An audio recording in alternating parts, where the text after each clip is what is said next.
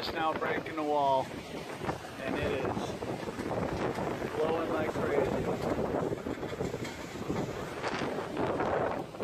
Coming right up and over, man.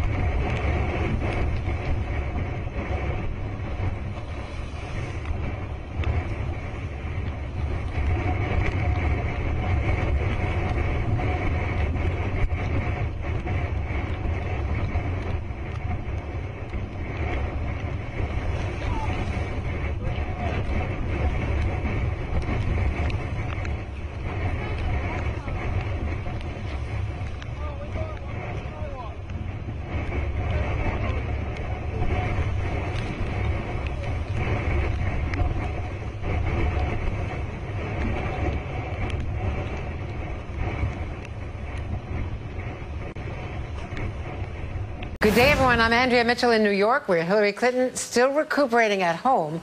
But we can now report she will be returning to the trail on Friday. This as her lead over Donald Trump slips away. Our new NBC News SurveyMonkey online poll shows Clinton ahead of Trump by just 4 points, 48 to 44, half of what it was 3 weeks ago.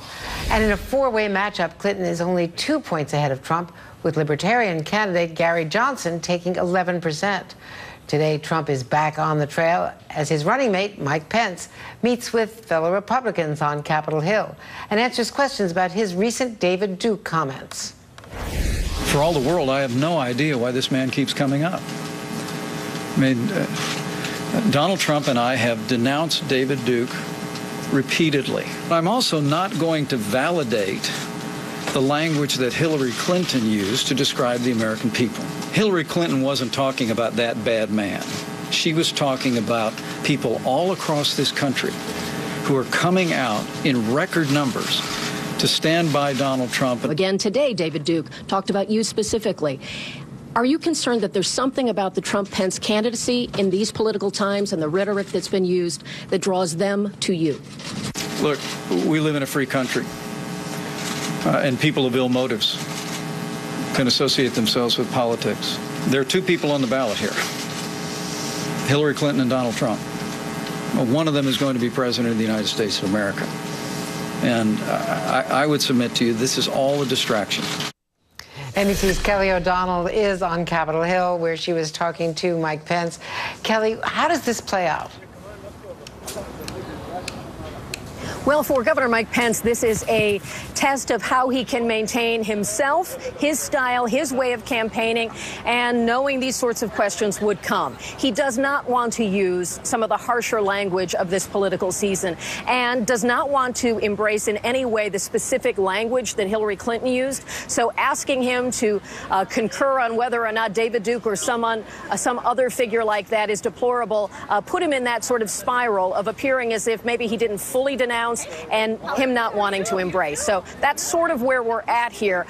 He calls it a distraction. It is certainly a part of the politics of the moment. His reason for being here was to meet privately with House Republicans and senators who are also concerned about this political atmosphere for their own political interests, many of them on the ballot themselves, concerned about the future of the party. So that's been going on today. Some private meetings with figures like Ted Cruz and Mike Lee, who have not supported the ticket, and also a chance to have some private time with Speaker Ryan, who has been trying to get on the issues that matter to Republicans and away from some of the harsh rhetoric. At the same time, Ryan himself has been critical of Trump at different points when there have been things said or done that didn't sort of line up with where Paul Ryan would like to see the Republican Party. So Mike Pence came here, called it an emotional return. He served on Capitol Hill for a dozen years, and he is trying to turn the focus back onto Hillary Clinton.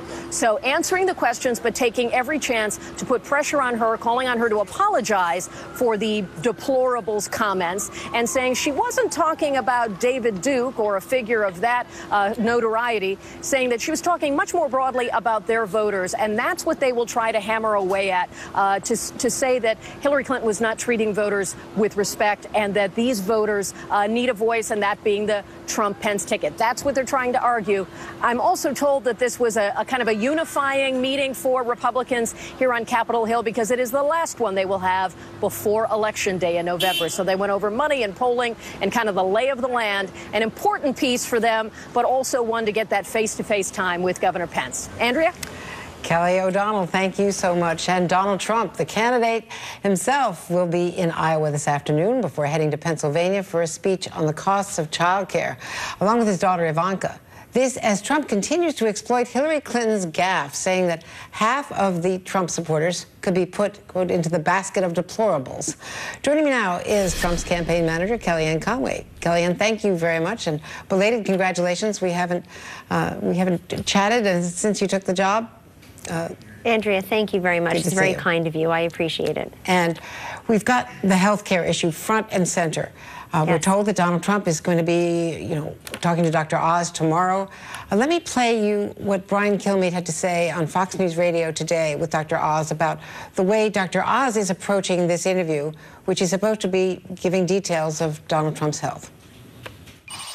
What if there's some embarrassing things on there? Well, I bet you won't release them. But it's still going to be his decision? It's his decision. It's, you know, the metaphor for me is this the doctor's office, the studio. So I'm not going to ask him questions he doesn't want to have answered. And I also don't want to talk about anybody else. We're not going to be talking about Secretary Clinton for sure. And I don't want to talk about things that are outside the health purview. So what are we going to learn about the medical condition, his health report tomorrow from Donald Trump? Well, Mr. Trump had a physical late last week, Andrea, in advance of us knowing that Hillary Clinton had pneumonia, or obviously what happened on 9/11 in the tape we've all seen. So he had that physical late last week because he believes that it's important for the public to know what his basic health condition is. And he has said that the doctor is preparing his report and that it will be made available this week. And was it with Dr. Bornstein? That I don't know. I was not present for his physical. So we don't know if this is the same doctor who released that report in December, that, well, very brief, you know, four or five paragraph letter. Well, but remember, Andrew, I mean, I'm with Dr. Oz and millions of Americans on this. I don't know why we need such extensive medical reporting when we all have a right to privacy. And frankly, I'm also with most of the American people who are very upset that many of them had to change doctors after many years with their doctors under Obamacare, the Affordable Care Act. Why would somebody change a doctor when they're in good shape or they've been healthy for so long? I think that's being lost in the conversation. On a different network this morning, Dr. Bornstein was being ridiculed by an anchor who's not a medical professional. I think it's a little out of hand. Well, NBC News, as you know, interviewed Dr. Bornstein, and the fact is that Dr. Bornstein's one-page letter was very brief. There is a tradition here, you know, started many decades ago. Dr. Lawrence Altman of the New York Times was one of the great proponents of it, going all the way back to, you know, the 1972 campaign. And in fact, there's a tradition. John McCain let reporters read through thousands and thousands of pages, that the American people have the right to know what the health is of their prospective commander-in-chief. I agree with your premise, and so the question remains, why in the world did Hillary Clinton lie to everyone and conceal such an important fact for 2 days, saying she was overheated and dehydrated, and then, of course, hours and hours later, after, unfortunately, her health had become the biggest trending story of the day, not the 9/11 fallen. Why wait all those hours? So I agree with you. It's an important issue, and I think that there's one candidate in this race who's had recent health challenges that we all saw. I agree with Donald Trump on this, and certainly I would hope all of us, Andrea, regardless of your political persuasion, that we're glad Hillary Clinton says she's feeling better and she'll be back on the campaign trail soon. But the question remains, if this is about transparency and medical records and health conditions, then why was she so furtive in the business of concealment here? Also, I'd just like to mention, because you briefly touched upon it, but out of respect for the viewers and the voters who are demanding real solutions from these candidates, I'm really happy that this evening I'll be with Ivanka and Donald Trump and many others talking about one of the vexing issues of our day, which is childcare. It's a huge part of the family budget. It's a very delicate issue for many families who need to know they've got quality, dependable care. And frankly, our tax code needs to be modernized to keep up with that. Well, I'm going to get to that in just a moment. Let me just continue on the health issue, because there's been plenty of coverage questioning here as well as everywhere else that I've noticed, questioning why Hillary Clinton did not reveal sooner to the public as well as to her own campaign aides that she had pneumonia. Here was her response on CNN with Anderson Cooper last night. Compare everything you know about me with my opponent. I think it's time he met the same level of disclosure that I have for years. You know, you've got a medical report on me that meets the same standard as Mitt Romney and Barack Obama. Donald Trump's doctor said he'd be the healthiest president in history. That's just not even serious. I've talked to my staff. We take responsibility for that. But the information is out there. And to the point that Dr. Bornstein's previous letter in December of 2015 said that he would be the healthiest president in American history. That's hardly a medical report. Well, what I hardly can't believe is Hillary Clinton and really all of her senior team and her surrogates, it takes them about 10 seconds or 10 words to change an answer about them on almost anything, Andrea, over to Donald Trump. I'm glad that we're living in their heads. I'm glad Donald Trump occupies some serious real estate in her head, but she was being asked by Anderson Cooper why not just tell us? And are you feeling better? And what else Well, she should did we answer know? those questions, but she did, as you point out, she turned it to, why should I be... She always does. Why should I put out all of this information when no one is asking him to put out this information? So the question is, what are we going to get tomorrow? How specific will be the information about his physical condition? I don't know, because I have not conferred with the doctor, Andrea, but I'm glad that Mr. Trump is going to reveal it this week, and I would again tell everybody who may be suspicious about the timing that he had a physical late last week. I'm sure it'll be dated in the paperwork. But let me just answer something else, since you played that clip of Secretary Clinton. When she talks about, everybody knows everything about me, that's part of the problem. I think that's why, according to even the NBC poll, majorities of Americans don't like her and don't trust her. And I think those twin pillar problems of trustworthiness and transparency got worse in the last 72 hours, not better. I understand why she's being defensive and she wants to turn this back to Donald Trump. Well, then she needs to understand that in your own NBC SurveyMonkey poll, it's tightening because people are just not convinced that this woman, who's got a lot of advantages and privileges in this race, no doubt, just can't put him away. In recent polls, they are tired in unfavorable ratings, and you're absolutely right about the trust factor. It is one of the biggest things dragging on her. The reason for the health questions for him, aside from the fact that there is a tradition that he has not lived up to what Mitt Romney did, what Barack Obama did, is that he would be the oldest person ever to take the oath of office. That said, let's get back to what is being unveiled today, the child care proposals, Ivanka Trump, Donald Trump. One of the downsides, and there is, extended maternity leave, paid leave, and all the rest. One of the downsides, according to most experts, is that if you are a low-income American and you don't pay federal taxes, that's a lot of the people in this country, you would get no benefit at all under this plan. It would be very helpful to those who are employed. Well, no, they would get an expansion under the EITC, the Earned Income Tax Credit, and we also would try to clean up all of the abuse in the unemployment system so that we could actually fund very fairly and fully these benefits for folks. And I'm just so proud to work in a campaign, Andrea, that is tackling this. Republicans usually do not tackle this, particularly at the presidential level. It's like, let's just look the other way. What, does it not poll well? I mean, in other words, we're trying to capture the culture here and have policy responses to whatever is frustrating or concerning or even animating and exciting people. And so if you look at this plan, and the whole plan will be revealed, there'll be an op-ed, there's a plan, there's background, there are experts to be consulted. It's really exciting that, you've got Hillary Clinton talking about how she's always been fighting for children, she fights for children. We can't really find a lot about her child care policy on her website. Maybe they're putting it up now as I speak to you, but we know they talk about it, but we're actually going to do it. This is the tradition of the Trump campaign now. We talk about policy every single day. Law enforcement, defeating radical Islam, middle-class tax relief.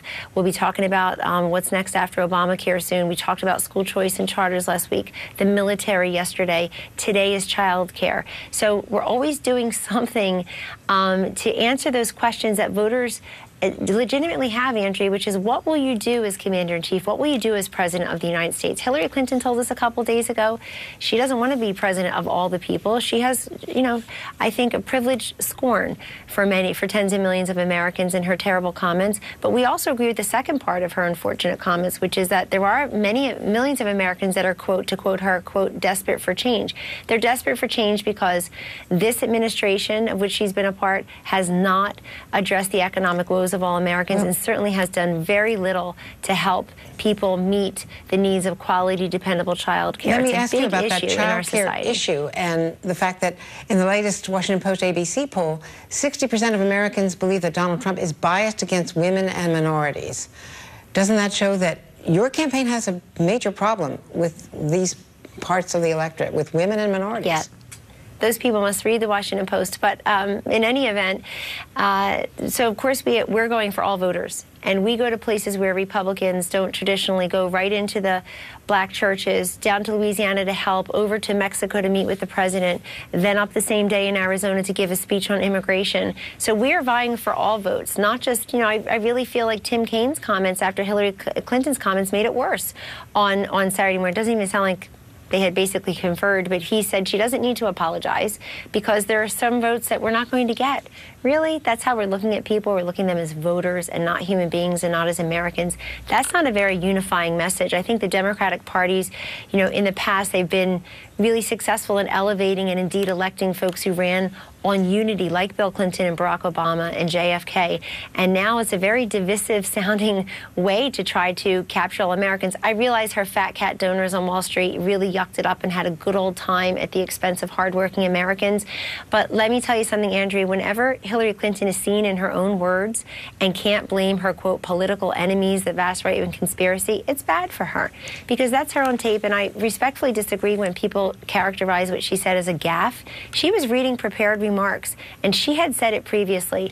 A gaffe she had not is said sort half, of a, you know, she had not said half of the supporters previously. She had referred to the deplorables, but she had not used that categorization, the quantifying it in terms of half the supporters. You know, according to the Associated Press that did a survey on issues, we noted this after Donald Trump talked about policies, and now he talks most about policies as you just had, that Donald Trump had 7 issues on his website totaling some 9,000 words. Hillary Clinton had 38 issues on her website with 112,000 words. Now, yes, he's talking more about policies since you've taken over, and you know, there's been a noticeable change in the presentations on the campaign stump, but certainly not for the year previous. Well, the 100 and some thousand words definitely sounds like what a politician and a bureaucrat does. They do it with our tax codes. They do it on their websites. If we're going to run this election expecting voters to go to our websites and figure out what these people believe on policy, I respect the voters more than that. I think they'd prefer that these candidates come to them and, or at least make public statements where you have a 4 or 5 point, 10-point roadmap in the case of our Veterans Administration reform plan, Andrea. This idea that we're going to do it on websites and just Mrs. Clinton's going to fly around just raising money and not talking to voters, I think it's a losing formula, and I hope they stick with it. Kellyanne, I've been on the road with her for a year and a half, and I've watched your campaign, you know, from a distance. I've been on the Democratic campaign, watching it, covering it. She has been talking to voters. I mean, that's what the listening tour was about. I mean, at the same time, you know, there was a lot of criticism from Donald Trump that she was meeting with small groups. That's what she was doing, was talking to voters. She was not at big rallies, and so you can't have it both I guess the ways. question remains why she can't get to 55, 60, 65% of women. She's running as the first female. I don't understand. Well, I do understand, and I do know why, but it's a great question to ask. I mean, is it the truthfulness, the transparency problems? Is it that they just are saying that, yeah, I want a woman, but not that woman? It's not a hypothetical. It's Hillary Clinton. Time's running short here, and I don't think they're in a position where they expected to be after spending $200,000 plus between their super PACs and the campaign on ads just to say Donald Trump takes the wings off of butterflies. I mean, why are they so tight in your own polling? No, so we're excited with our formula. He's going back to Pennsylvania today. Do you think you can win Pennsylvania? We're sure going to try, Andrea. Pennsylvania is very important to us. You will see the candidates there quite a bit. We'll be in the suburbs of Philadelphia today talking about an important issue to all Americans, male and female child care. And we are vying for the votes in Pennsylvania. And every time somebody says, well, Democrats won it the last 6 times in a row, anytime one tries to apply convention to Donald Trump, they lose out. Because as we know, Andrea, he's a very unconventional politician, a non-politician running a very unconventional campaign. And so we feel good about Pennsylvania, and you're going to see the candidate there a great deal. And you could argue, according to our polling, that this election could be won or lost in the suburbs of places like Philadelphia, where those swing voters are, and they usually vote Republican, and we'll have to see whether he can appeal to them today. Thank you very much. I hope this is the beginning of a conversation that we can continue. Very happy to be with you, Andrea. Thank you for the platform. And coming up,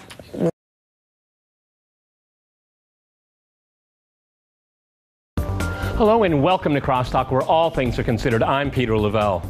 Is the Democratic Party nominee Hillary Clinton physically fit to be president of the United States? Rumors and the suggestion she is in poor health have been dismissed as conspiracy theories. That has changed. Shouldn't Hillary Clinton level with the voters?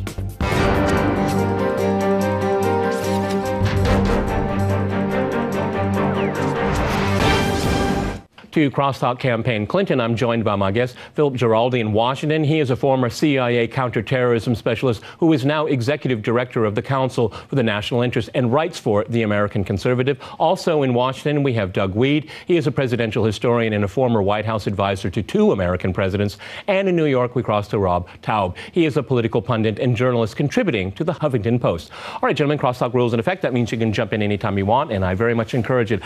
First of all, gentlemen, before we start the program here, I am not a medical doctor, and I want to stay away from that area because I find it very disingenuous that so many journalists covering the Hillary Clinton story, particularly in the last few news cycles, speak like doctors or like they have some kind of medical knowledge, okay? I am not going to do that. So having said that, Philip, I'd like to go to you first here. How do you react to everything that has happened in the last few news cycles? Like I said, I want to stay away from specific health issues because I don't want to go there. But, you know, Hillary Clinton did say to Anderson Cooper on CNN, I didn't think pneumonia was a big deal. But it's not the pneumonia that's the big deal, is it? Go ahead. Well, clearly there are 2 issues here. I mean, the one issue is indeed the health issue because obviously if you're running for president of the United States and you're seen on video behaving in such a fashion as to question what your health might be like, you have to address the issue. But I think the bigger issue is the what some might call a cover-up about, you know, what exactly happened to her and what basically was going through their minds when they discovered she had pneumonia, but we're no way public about this. This raises issues about the honesty of the Clintons, which of course have been raised for years and years and years, and I think that's going to be the more lasting damage. Okay, let me go to Doug, also in Washington, D.C. Let's pick up on what Philip had to say. It's all about credibility and transparency. Go ahead. Yeah, it is. I mean, the Clinton campaign is bungling this whole story. They say, no, there's no blood clot on the brain or the concussion. This is all about highly contagious pneumonia. And then they show her embracing this young lady for a photo op while the media stands way back so she can't cough on him. And just a few days before, she had appeared at a $34,000 a plate dinner. You had to pay $34,000 to get pneumonia. This girl could get it free. And of all things, they declare, well, she's got contagious pneumonia, but she's gone over to Chelsea's house to play with her granddaughter. So they're not handling this very well. The credibility issue is showing. Okay, Rob, weigh in on that there, because those are some of the same questions I had as well. I mean, and looking at that video, again, not to give any kind of forensic analysis of her health, but I mean, the optics of it looked very severe. And then 90 minutes later, out in the springy air of New York City, and it's really what the Clinton campaign said. That's what's interesting to me, and I think it is troublesome. Go ahead. The optics looked fine to me, first of all, and I don't see what's so terrible about what the Clinton campaign said. I'm going to defend Hillary here very strongly. She had what seemed to be a small fainting episode, which any of us can have. I'm a type 2 diabetic. I've had low blood sugar. I can get woozy. I was in the park at that same time, in fact, and it was rather warm out, and I was out for a jog, and I sat down on the park bench a couple of times. But she went from there to Chelsea's apartment, and she came out, and had I not known anything had happened to her, and I think everybody else can agree, she looked fine, happy, robust, and she greeted this young girl. They said that she had walking pneumonia. I heard nothing about any level of contagion or contagiousness. Okay, well, Philip, well, let's stay with that. Well, actually, some of her own staff have caught pneumonia, so... Some of her own staff now, we learn, have caught pneumonia. So either it's a grand coincidence or it is contagious. Richard Nixon had pneumonia in 1973 when he was president, and it was walking pneumonia, and he was hospitalized for a week. So pneumonia can be serious.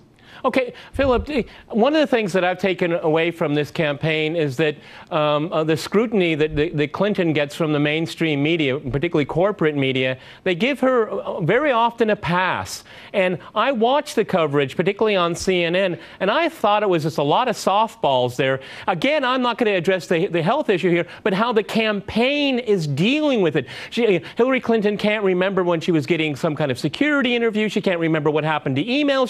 I mean, it just seems to be a very softball, soft touch when it comes to answering questions concerning public affairs. Go ahead, Philip. Well, I think it's clear to anyone watching the process that the mainstream media, both print media and the more active media, want Hillary to win. So obviously they're shading the way they approach issues that relate to her. But I think the thing that her campaign has to understand is that essentially, if she loses this election, she's going to lose it on the issue of her honesty and credibility. So I think this was something that they should have seen coming.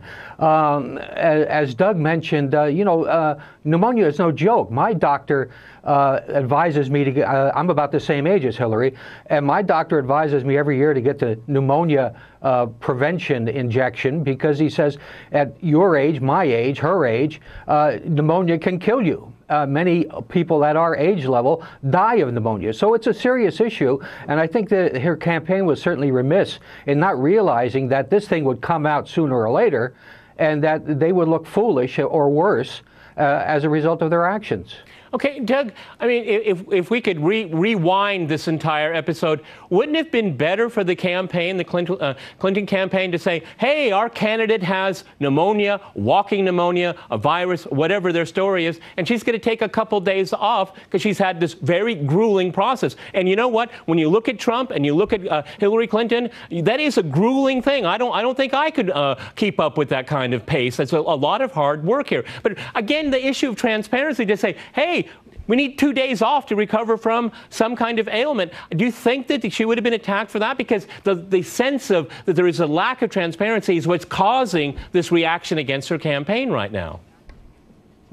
Totally. I totally agree with you. I mean, she is the 2016 Democrat nominee for president, and she hasn't given a press conference in the year 2016. So transparency is way overdue, and it's more than what you said. It's not just that she isn't open. When a journalist dares to ask her a question like Matt Lauer did in the NBC forum, they're vilified by the New York Times.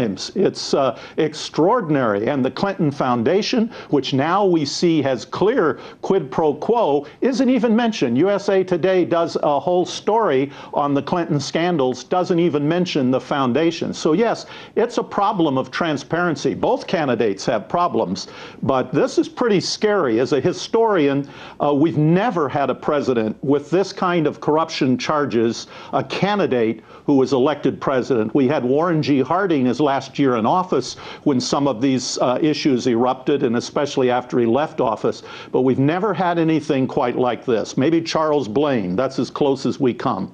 You know, Rob, address the credibility issues that Hillary Clinton faces, because you know what? There's one thing that's for sure. We all know her very well. She's been around for a very long time, and she has been repeatedly investigated. Go ahead.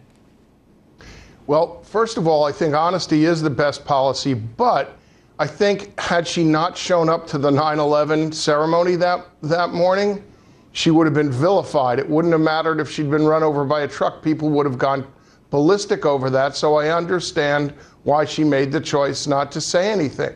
And that's a huge problem for her. There's no doubt. But I think it's also the Clintons are both notorious for overworking themselves, and I don't think that's a good thing to do either. Bill Clinton had done it a lot in the past. I remember seeing him at a speech once, and he looked pale and wan, and I thought, why is he even out here? Why does this guy never take a break? And pacing oneself is an important thing to do over this campaign and over the presidency. So that's, that's something they should consider.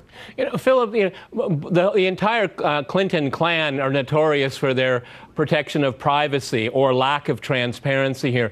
I still would like a better understanding why someone that was not in good health, visibly not in good health, goes to her daughter's apartment instead of to a hospital or a clinic, or tell us some kind of medical professional. She's running for the highest office in the United States. She has to be more open about these things. We should know these things. Go ahead, Philip. Well, clearly what she was doing was trying to minimize what everybody had just seen on television. She was trying to either pretend or in reality project the image that this was not as big a problem as others will see in it. Today, in the media, it's been reported that she said she considered this no big deal. Yeah. Now, if she considered pneumonia no big deal, then there's certainly a problem with her thinking in terms of how she has to present herself to the public. This is an image problem, and if you're claiming that you want to be president of the United States, you've had a concussion which led to a blood clot in your brain that took 5 months to resolve, and now you're seen collapsing, and you admit that you have pneumonia. It is a big deal. I think these are issues that have to be discussed. Okay, Philip, I have to jump in here. Gentlemen, we're going to go to a short break, and after that short break, we'll continue our discussion on Hillary Clinton. Stay with RT.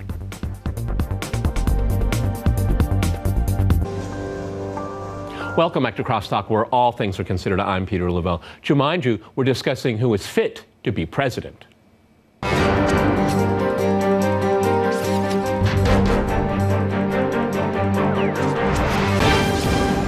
You know, Doug, one of the interesting things I thought about as this whole discussion about Hillary's health was inflamed, because it's been around for the last few weeks here, but I have to give it to the Clintons. They are amazing political operators. They make mistakes, but they certainly know how to come back. The reason why I'm mentioning this is that shortly before that, Hillary Clinton had her basket of deplorables, which really went down badly. I mean, even members of the Democratic establishment thought that was a blunder, and maybe even more.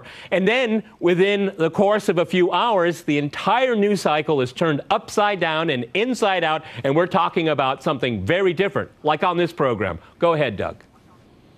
Yeah, I think the deplorable issue was bad. You can attack your opponent and you attack the leaders. There's a rule of thumb about that, but you don't attack the people. Our own president got in his own issues when he attacked the Russian people. He said Russia is a regional power, and then the next day, the American astronaut had to be ferried back to Earth on a Russian space vehicle because the United States didn't have one. You don't attack the people, even if that's your enemy. You attack the leaders and make friends with the people. So if Hillary Clinton's going to be president of all the people, it's a mistake. It's okay to attack Donald Trump. It's a mistake to attack the people who support Donald Trump. And Romney learned that in the last cycle. Okay.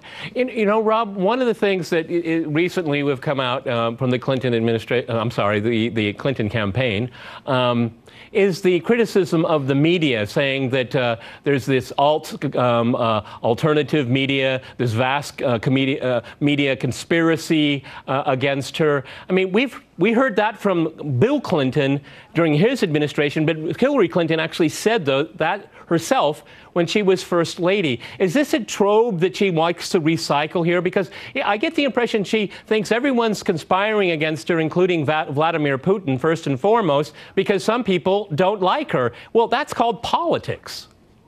Oh, I think one of the big mistakes she's making, and I'm a Hillary supporter, is she's an attorney. I'm not an attorney, but I watch a lot of the Law and Order marathons on television. Me too. So I learned some of the legal lingo. And one of them is asked and answered. And that's what she should say in regard to if she's battered by the press about the email scandal, then she should say, look, a decision has been made. The FBI exonerated me, asked and answered. Let's talk about policy. Let's talk about the economy. Let's talk about what's going on in Syria. These are the pressing, important issues that should be discussed, because Trump certainly doesn't talk about policy. So I think she's making a political error there, not to focus on those things. Well, Rob, I have to disagree with you. It seems to me that she doesn't really talk about the issues all that much. She spends most of her time destroying the characters of others. That seems to be her strong card. And I'm agreeing with you. I'm saying I think she should be spending more time doing that. Okay, Philip. I think that's her big mistake. She should be focusing on policy. You know, Philip, that's the kind of entitlement that I don't like Hillary Clinton. It's obvious on this program, and other people who have watched Crosstalk know that. Okay, what I'm more interested in is politics and policy, and I'm pointing a finger at Mr. Trump as well. Okay, I want to see much more of a policy-driven campaign instead of this mudslinging, because this is the worst I have ever seen. I think it's a disgrace for the entire system. And, you know, if you're choosing between the worst of two evils, then the system itself is evil. Go ahead, Philip. Well, first of all, I'd like to correct something that Rob said. The FBI did not exonerate Hillary Clinton. It merely said that it did not have enough evidence to take her to trial and to try to convict her. That's quite a different thing. They were actually very, very critical of what she did and how she did it. So in terms of the other thing, yeah, I agree with you absolutely. I would like to see both candidates talking more about issues in real terms. Like we hear a lot from Donald Trump about immigration, but we don't hear very much in terms of what exactly he would do. Hillary speaks to her constituencies in the Democratic Party and in the general population. Trump tends to do the same thing. I guess this is a problem that comes from the 24-hour news cycle. Yeah. Everything has to be short, everything has to be to the point, and then you kind of drop it to go on to something else. You know, Doug, you know a lot about the presidency. You worked for two of them. How would you characterize this campaign compared to other ones that you've seen in your life and have knowledge of? Go ahead. Well, I'll tell you what, it reminds me of 1880. In 1880, it was a contest between a corrupt politician who took money in return for favors against a New York misogynist. The misogynist was a law partner, and he and his partners funded a young lady, and in return for sexual favors, when she became pregnant, he stepped forward to assume paternity because his partners were all married. When one of his partners died, he raised his daughter. When the daughter became a teenager, she fell in love with him. When she turned 21, they were married. The only president to be married in the White House, that's Grover Cleveland. That was 1880. Charles Blaine against Grover Cleveland. And the American people said, how did we get here? And that's kind of what I'm hearing this election cycle. Yeah. Well, Doug, I want you to come back more often, because I think a lot of people just learned something. I'm a pretty good student of the presidency, and I missed that one. Okay, Rob, let's talk about Hillary again, because again, I started out the program. It's about credibility. One of the things, and I think it's a sad comment, is that people are used to her being called dishonest, corrupt, not transparent. I mean, this is something that she's had to deal with for 20 years of public life. I mean, that's a pretty sad comment for a candidate, because her negatives in some of those categories are really, really low or high in that case. Okay, I mean, what kind of candidate? Why do you support her? What kind of candidate is she in your mind?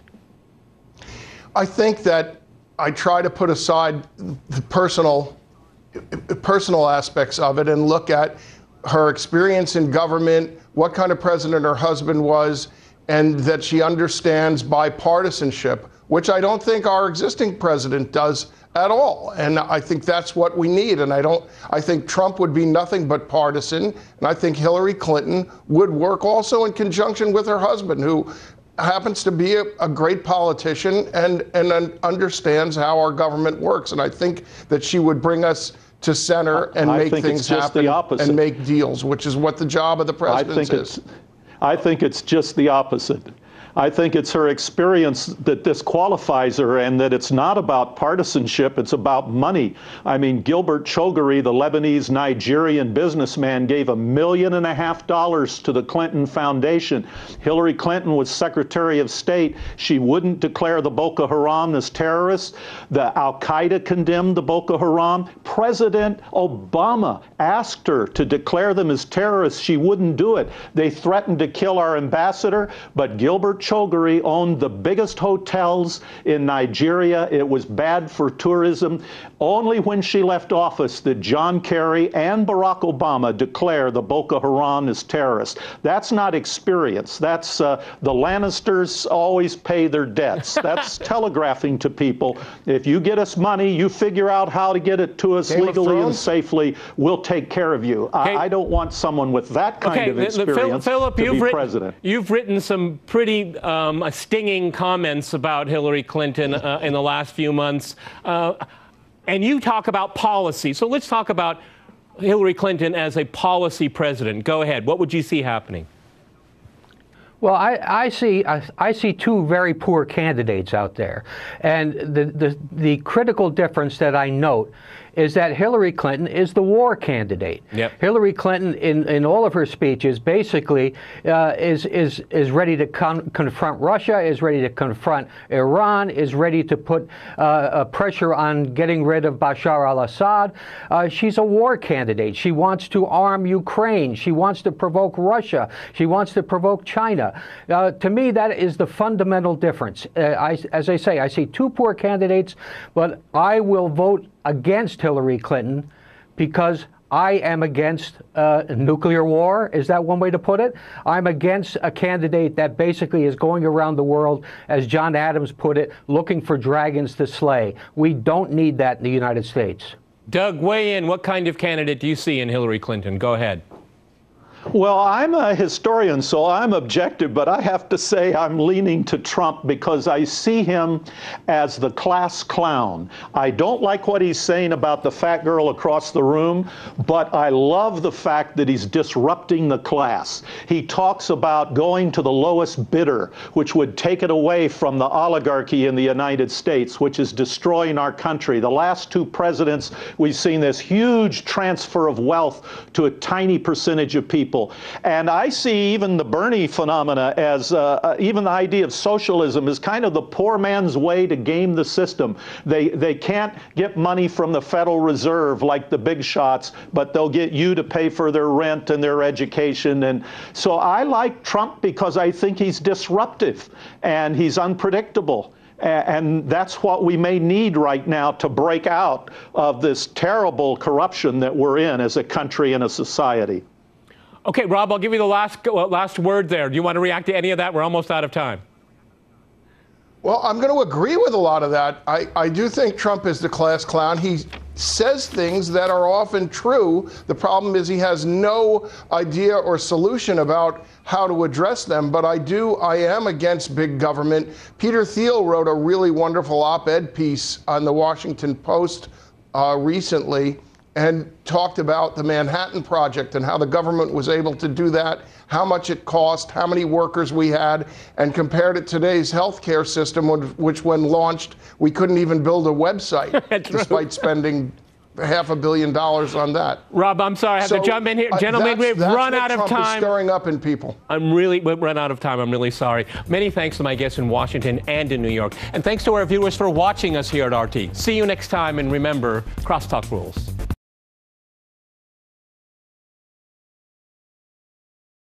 Good evening, friends. We start tonight here in Washington, D.C., where activists came out in droves for an issue halfway across the country.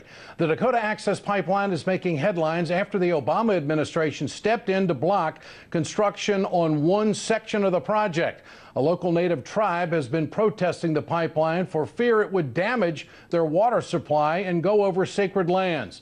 Hundreds of activists gathered in front of the White House today to stand in solidarity with the Standing Rock Sioux tribe. The Obama administration has called on the company to voluntarily stop construction within 20 miles of the Oahe Reservoir, which is the drinking water for the Standing Rock Sioux tribe. A positive move?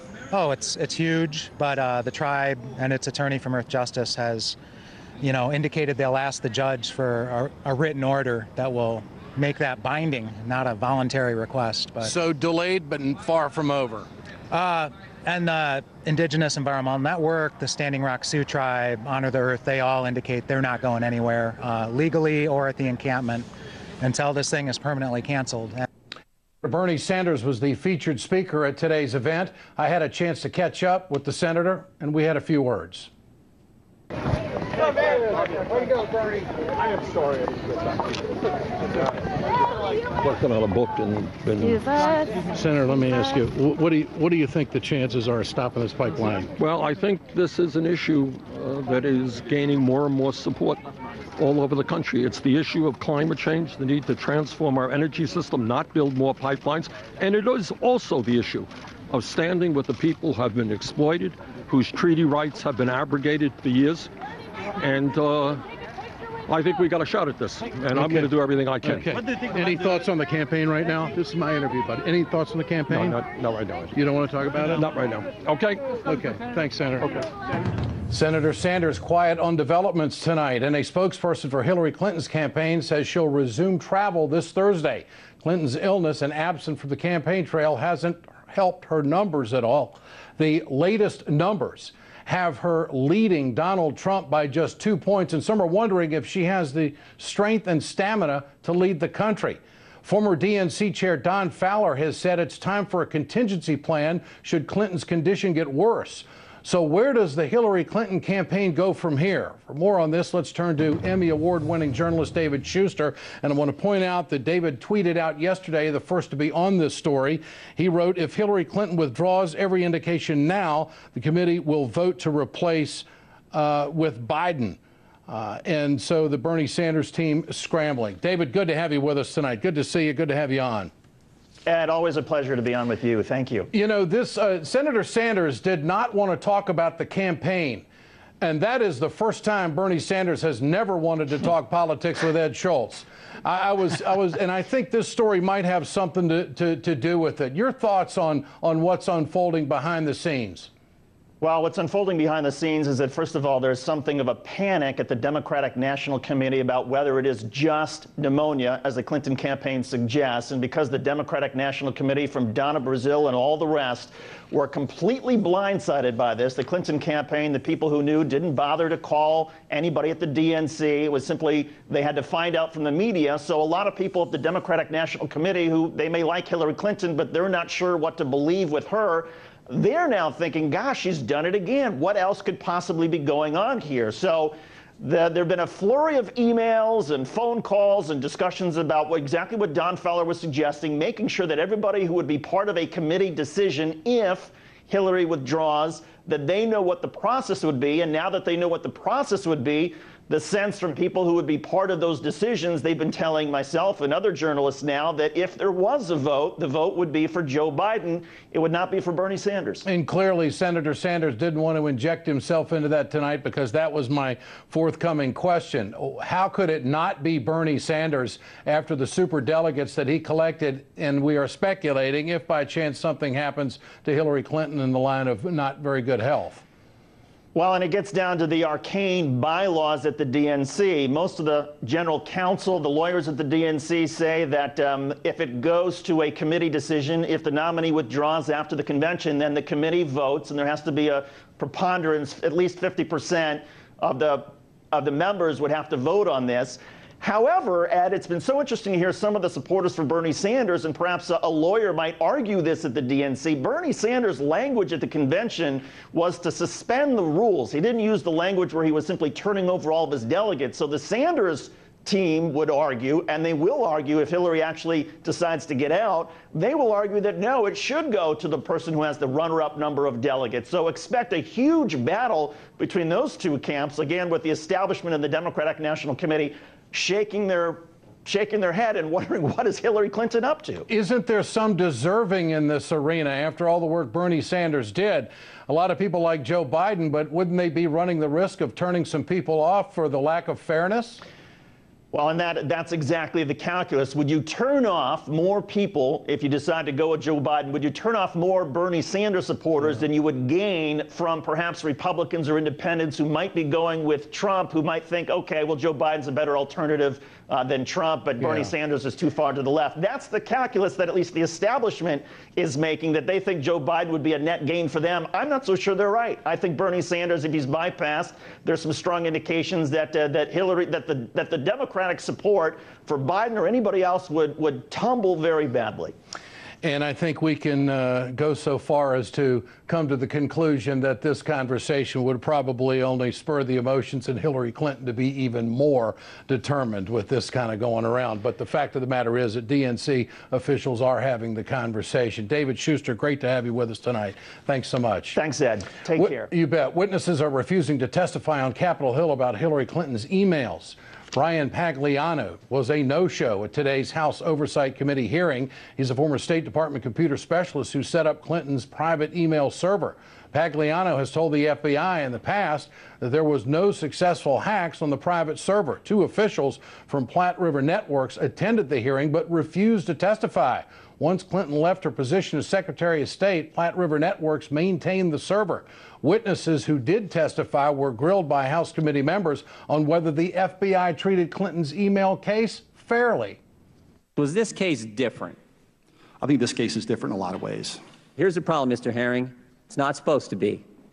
It's not supposed to be different. Everyone is supposed to be treated equally under the law. And I know deep down you know that. I mean, I think it's important for us as an agency to be apolitical. The word of the week on the campaign trail clearly is deplorable.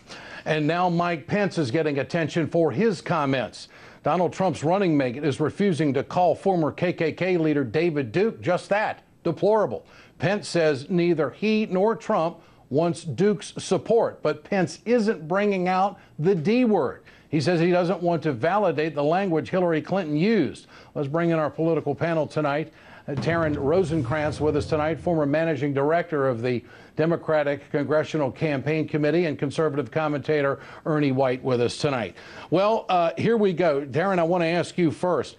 Is this email, or should I say, is this deplorable, her 47% moment that Mitt Romney had? I don't think so. And I think the fact actually that Pence's response to it is actually surprising to me. I mean, just calling David Duke deplorable was the simple way out of this.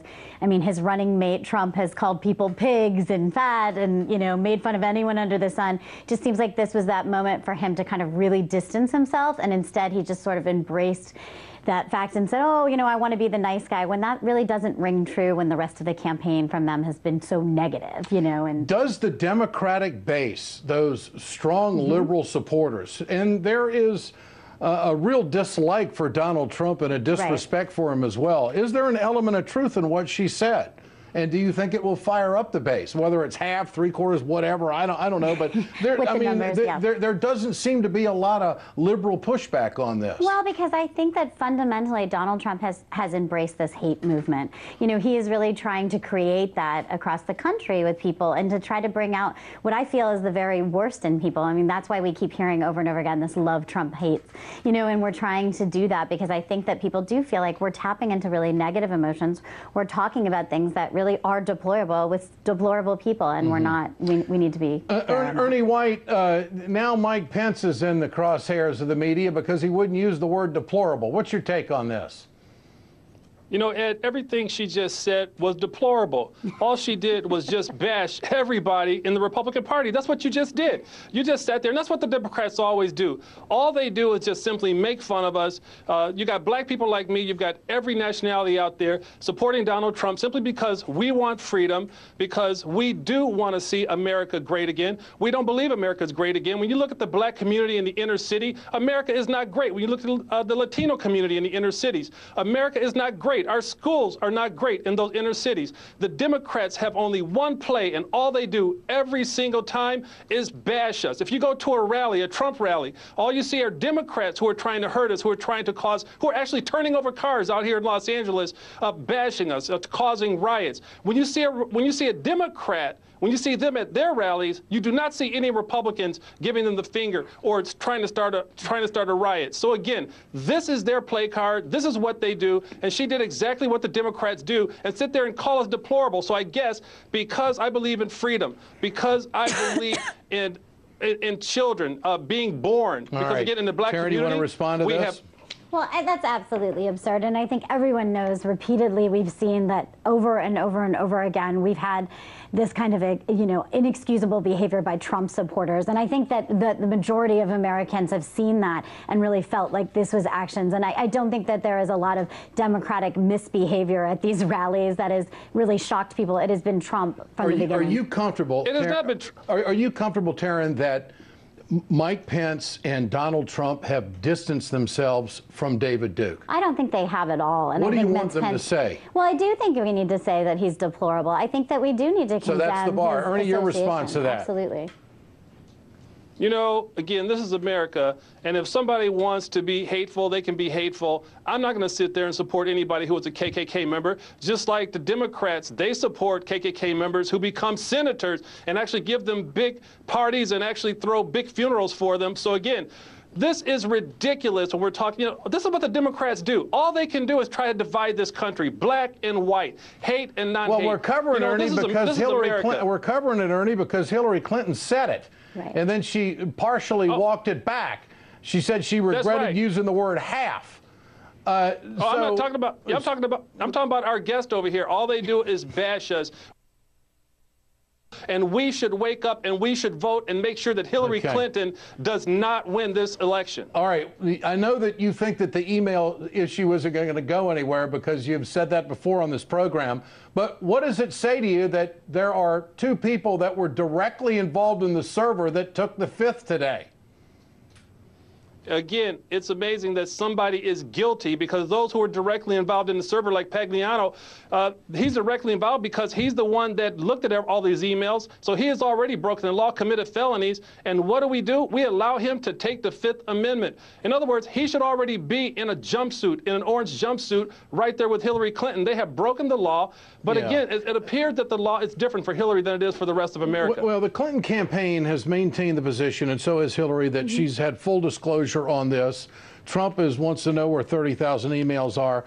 But how does it look when two people come in and take the fifth in front of a government committee? Right. And I understand that. I want to say they have, and I think Hillary Clinton and the campaign has continued to be transparent about these issues. I mean, here we sit here and we talk about these emails and we agonize and we do hearing after hearing and we try to talk about this and make sure we're investigating with year-long expensive investigations. And yet, meanwhile, what scares me is that we don't know anything about Trump's business dealings.